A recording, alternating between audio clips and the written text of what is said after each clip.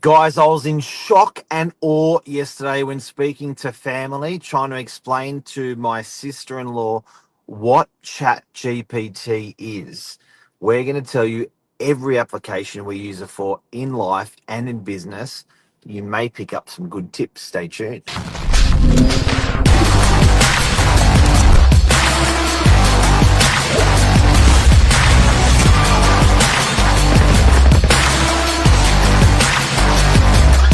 I'm the ringleader, so listen up.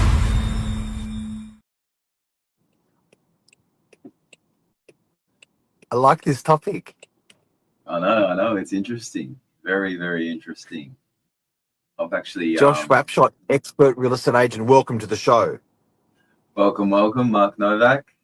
We love this. So are you? Your big topic for you. You're Mr. AI. You're just missing it printed on your forehead. What happened to me in my childhood? Why do I like sort of these nerd things? Mr. Gadget. But yeah, it's It's uh, it's bad. Hey. It's it, bad. it's crazy though. Like I was literally having this conversation. My mum, she's not a big tech, but brother's 21st on Monday, so we all went out for dinner, and my mum flips out a piece of paper. My middle brother's looking to start his own plumbing business, and she's ripped out a piece of paper, and she goes, "Josh, look at this business plan." I look at her and I go, "Chat GPT," and she goes, "I cannot believe it." And I've never had the words come out of my mum's mouth, Chat GPT, or any of that AI stuff. But all of a sudden over dinner, she's going, I can do this. She's recently got a new role in her job. She's going, I'm using it for this. It's crazy. It's insane. And seeing it firsthand, like for someone that, didn't think to use any of this stuff, gives it a go and goes, is pretty much using it for everything. It's insane, isn't it? It's nuts. And look, guys, we are a live show. So if you've got any questions or want to let us know what you use it for, type it in. We'll have a chat about it. And the aim of stay online, because the aim is we're going to give you some of the stuff we're using it for. And I can guarantee you there's going to be a nugget over the next 5 minutes of what we use it for that you can use in your application. I feel bad for Google. Oh, yeah.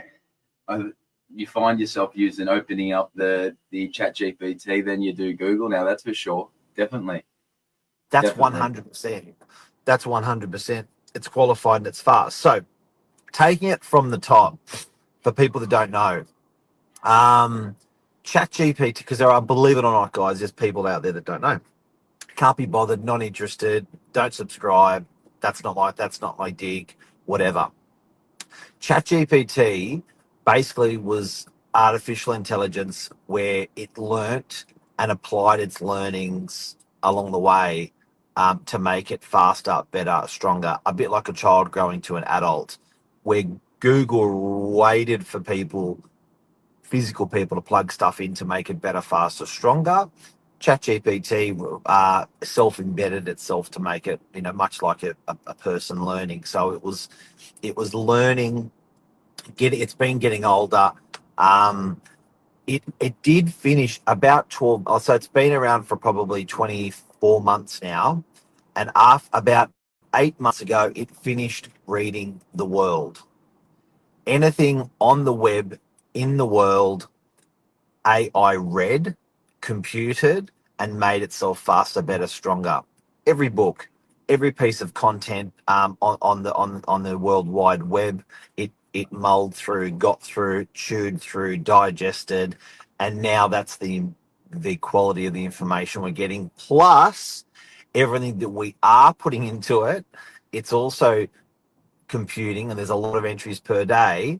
And it's a company that went to trillions of dollars within a couple of months. So, what are you using it for? Oh, it's everything. So in terms of work life, polished emails, you pretty much can put any type of text through, whether it be something indication of value, rental appraisal, a general email inquiry, absolutely everything. You could go to ChatGPT, give you a normal response, a little bit more polished, a little bit more playful. Please also include information as of sale history over the last 12 months in comparison to this sale. There is that much you can do with it. I mean, so like emails, photos, we used to have obviously order the photos to get VF edited, remove furniture. You have some properties where either it's a tenanted property and you've got stuff everywhere. Now you can take a photo with ChatGPT, remove all the furniture, and give me a coastal vibe. So it becomes your personal photographer, personal assistant in regards to, all your email replies and data entry, learning. Like you said, you don't go to Google anymore, and you tend just to go, if you find something, hey, what's this? Ask ChatGPT, put it in a graph, do this with it.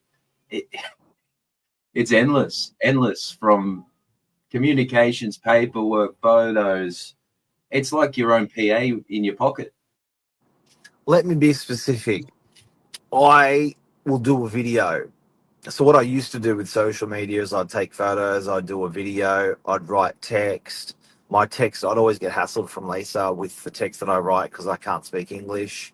I can't read or write English properly, according to, and a couple of people, even people online, pull you up on spelling and stuff like that.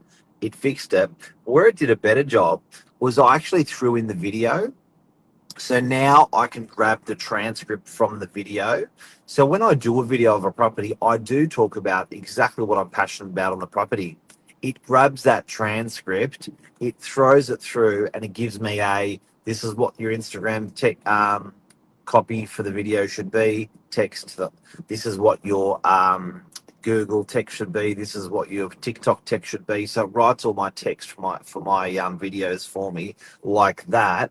I've got to tell you the amount of times it's saved me on content and doing great content, better content. It's still my content.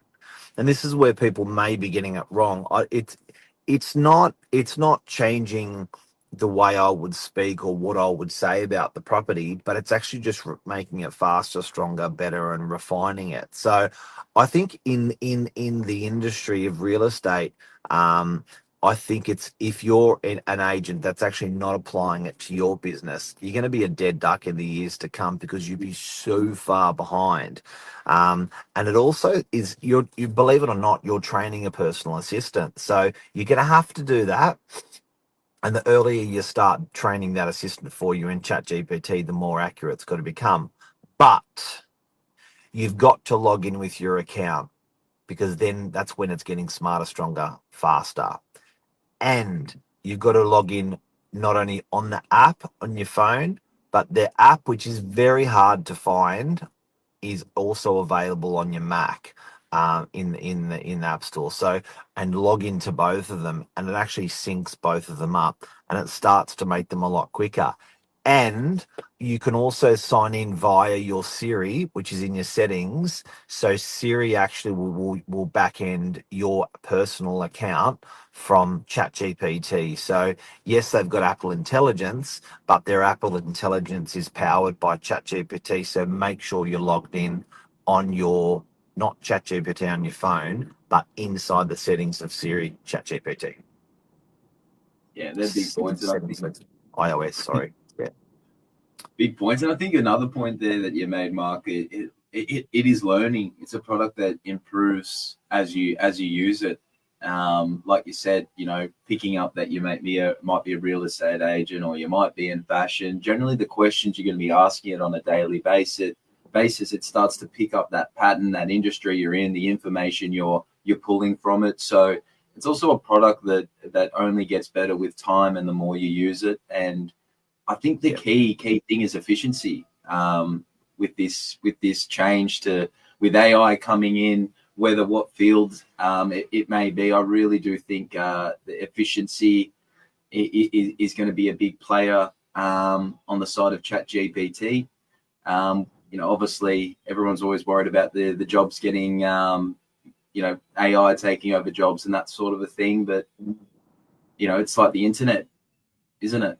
When that computers, like robots, like internet, people just get smarter providing they embrace it. I use it for running meetings. So when I'm having client face-to-face meetings, I will ask them if I can take notes, digital notes. I'd say all of them say yes. I've never had someone say no. It records the meeting. It then transcripts the meeting into words, and then and then it'll give me meeting notes that I send to the client. So thanks for sitting down with me. These are the things that we spoke about. These are the things we need to think about. These are the things we need to action, and it does next steps. And it does a thing called mind maps. So it maps the thought pattern in the meeting. I don't know if you've ever seen a mind map. It's for the super nerds out there or people that are running a lot of meetings. A mind map is, I'll see if I can show you one. A mind map is absolutely ballistic on what actually happened in the meeting. So, going through a salesperson's quarterly meeting, it transcripted my meeting, then it did a mind map. So the mind map says this is the conclusions, these are the next steps, this is the theory of the meeting. So it actually puts it into like a visual content. PLAUD is a great piece of software to run those meetings. Those meetings can be on your phone conversations, those meetings can be in your Zoom. You can back end and have all the transcripting done from meetings. So it's really, now it's note taking. Now it's running a better meeting for me. Now it's making my clients turn around and say, oh my God, that was a great meeting, or their great work. I forgot about that out of the meeting. And they've got a worksheet that they can sit with and go through what we spoke about. Yeah, because think about it, Mark, say someone is, like you said, is as much on your plate as what you've got. For you to go from a meeting, sit down on a computer or grab a piece of paper and write that out or email that to a client, you're not going to have time for that, are you? You know what I mean? It just unlocks the impossible in a way that it's so easy.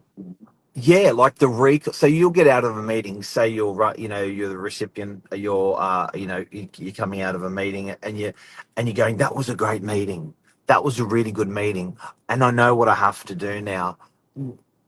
Aside from your memory bank, and some scarce, some sparingly writing notes, how do you go back on that? So I think sometimes you want to someone dumps so hard in a meeting or does offers so much information. You're like, oh my God, I wish I recorded that whole thing. Well, it's effectively doing that. Buyer meetings. I was with a footy player yesterday, does it for a full-time job, and sort of young and not sure how to go to the next step of I had bought a property with a young fella and wanting to buy another one, and was like not sure how it all went, if he can afford it. Got to talk to the broker. I had the broker in the room. I had the accountant in the room. I had the real estate agent in the room. I had the mentor in the room. I had the off the plan data in the room. And he laughed because I read out to ChatGPT pretty much the whole scenario and said, likelihood you're going to get the loan, and this is what it's going to cost at the end of the week if you rent it for those figures. And it was all done in like 1 minute. So all I did was I just went into ChatGPT. I'll show you the meeting. Cash flow analysis request, it called it. So by the end of it, I was like, with a 90% lend, your after-tax benefit, and it was $91 a week out of his pocket to continue to own his property and to continue and to buy the new one. Like, that would have taken weeks. Book in with your accountant, book in with your broker, sit down for that meeting, bang. Wow, there it is. Definitely going to change the future, but I think it will be for the good. Okie dokie. That's what we're using ChatGPT for in real estate today. That's it. Thanks for this morning, Mark. Thanks, guys. Have a good day. Thanks, guys. Cheers. Bye.